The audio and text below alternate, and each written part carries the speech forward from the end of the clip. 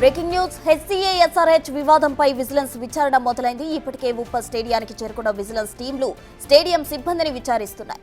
HCA admin ఆఫీసులో ఉదయం నుంచి సోదాలు కూడా జరుగుతున్నాయి. కాసేపట్లో ఉప్పల్ స్టేడియానికి విజిలెన్స్ డీజీ శ్రీనివాస్ రెడ్డి చేరుకుంటారు.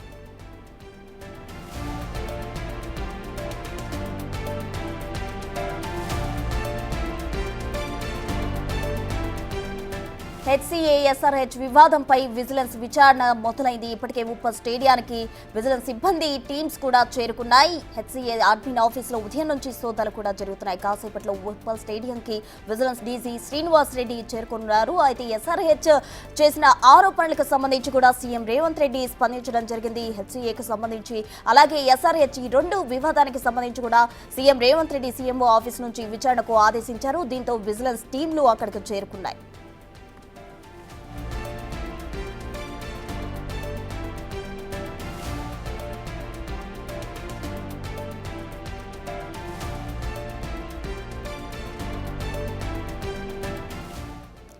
హెచ్సీఏ అలాగే ఎస్ఆర్హెచ్ వివాదానికి సంబంధించి పూర్తి డీటెయిల్స్ అందించేందుకు మా ప్రతినిధి రాణా ప్రతాప్ సిద్ధంగా ఉన్నారు. రాణా, చెప్పండి, ఇప్పుడే విజిలెన్స్ టీమ్స్ అక్కడ స్టేడియానికి కూడా చేరుకోవడం జరిగింది. పూర్తి డీటెయిల్స్ ఏంటి?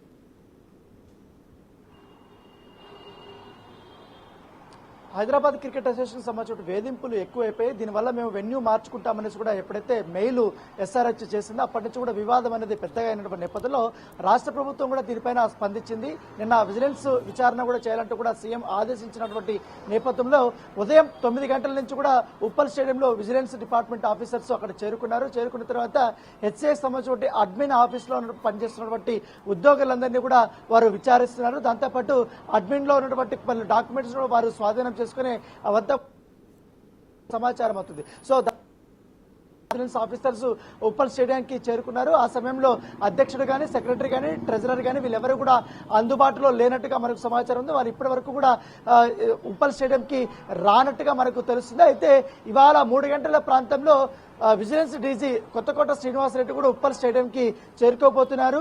దాంతోపాటు ఈ ఆఫీస్ బ్యారర్స్ అందరితో కూడా ఆయన మాట్లాడబోతున్నారు. అపెక్స్ కౌన్సిల్ లో ఉన్నటువంటి మెంబర్స్ అందరినీ కూడా పిలిపించి ఆయన విచారణ చేయబోతున్నట్టుగా మనకు సమాచారం అవుతుంది. వీరితో మాట్లాడిన తర్వాత ఎస్ఆర్హెచ్ సంబంధించినటువంటి యాజమాన్యంతో కూడా ఆయన మాట్లాడబోతున్నారు. వాళ్ళ యొక్క స్టేట్మెంట్ కూడా రికార్డ్ చేయబోతున్నట్టుగా మనకు సమాచారం అవుతుంది. సో ప్రభుత్వం చాలా వేగంగానే ఈ యొక్క విచారణ అనేది చేస్తుంది. ఎందుకంటే వచ్చే ఆదివారం ఇక్కడ మ్యాచ్ జరగబోతున్న నేపథ్యంలో ఈ యొక్క వివాదం అనేది ఇంకా పెరిగిపోయే అవకాశం ఉంది కాబట్టి పెద్ద కూడా వార్తలు వస్తున్నాయి. దాంతోపాటు ఈ హైదరాబాద్ క్రికెట్ అసోసియేషన్ పైన పలు ఆరోపణలు కూడా వస్తున్నటువంటి నేపథ్యంలో ఈ ఆరోపణలు కూడా బేస్ చేసుకుని పూర్తి స్థాయిలో ఎంక్వైరీ చేయాలని కూడా రాష్ట్ర ప్రభుత్వం ఆదేశించింది. దాంతోపాటు గత 3 సంవత్సరాల నుంచి జరిగినటువంటి అవకతవకలు, దాంతోపాటు టికెట్లకు సంబంధించిన వ్యవహారాల్లో ఎంతవరకు ఎవరెవరు తప్పు, నిజంగానే హైదరాబాద్ క్రికెట్ అసోసియేషన్ ఎస్ఆర్హెచ్ ని ఏ రకంగా బ్లాక్ మెయిల్ చేస్తుంది, థ్రెటనింగ్ చేస్తుంది అన్న అంశాలపైన కూడా పూర్తి స్థాయిలో వివరాలు సేకరించబోతున్నారు. దాంతోపాటు సన్ రైజర్స్ హైదరాబాద్ సంబంధించిన వారు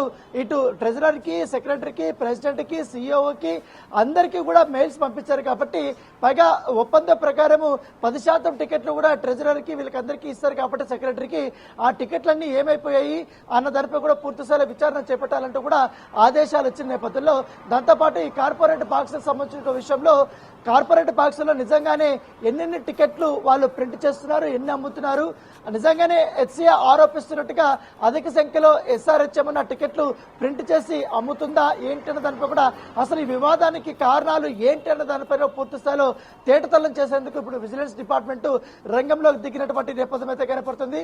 సో దాంతోపాటు మధ్యాహ్నం తర్వాత ప్రెసిడెంట్ కూడా ఆఫీస్కి పిలిపించబోతున్నారు. పిలిపించిన తర్వాత ఆయన నుంచి కూడా స్టేట్మెంట్ ని రికార్డ్ చేయబోతున్నారు. దాంతోపాటు ఈ టికెట్ల యొక్క వివరాలంతా కూడా పూర్తిగా సేకరించబోతున్నట్టుగా మనకు సమాచారం అవుతుంది. సో మామూలుగా అయితే 3,900 దాకా కూడా హెచ్సీఏకి కాంప్లిమెంటరీ టికెట్ల రూపంలో ఎస్ఆర్హెచ్ ఇస్తుంది. కాబట్టి ఆ టికెట్స్ ని వీళ్ళు ఏం చేస్తారు, ఎవరెవరు ఏ డిపార్ట్మెంట్లకు ఎన్నెన్ని పంపిణీ చేశారు, ఆ రికార్డ్స్ అన్ని కూడా అధికారులు చూడబోతున్నట్టుగా మనకు సమాచారం అవుతుంది. ఆ వివరాలన్నీ సేకరించిన తర్వాతే తదుపరిగా ఒకవేళ నిజంగానే ఎస్ఆర్హెచ్ మధ్య ఇట్లా హెచ్సీఏ మధ్య ఇలాంటి వివాదం కొనసాగుతుంటే మాత్రం, వివాదం జరిగి ఉంటే మాత్రం నిజంగానే వీళ్ళు బ్లాక్మెయిల్ చేశారు అనే విషయం కానీ తేటతెల్లమైతే ఖచ్చితంగా వారిపైన చట్టపరమైనటువంటి చర్యలు తీసుకోవడానికి విజిలెన్స్ డిపార్ట్మెంట్ రెడీగా ఉన్నట్టు మనకు సమాచారం అవుతుంది. అయితే ఈ ఎంక్వైరీ చేసిన తర్వాత పూర్తి రిపోర్ట్ అయితే ముఖ్యమంత్రి కార్యాలయానికి వారు పంపించబోతున్నారు.